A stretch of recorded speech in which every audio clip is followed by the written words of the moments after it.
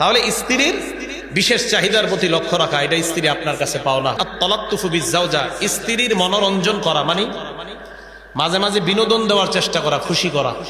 এই খুশি করার অর্থ কি?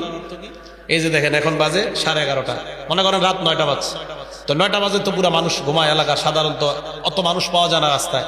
আপনি আপনার বিবিকে নিয়ে বাড়ির একটু আশেপাশে ঘুরেন, হাঁটেন, দুজনে হাঁটতে হাঁটতে কথা বলেন।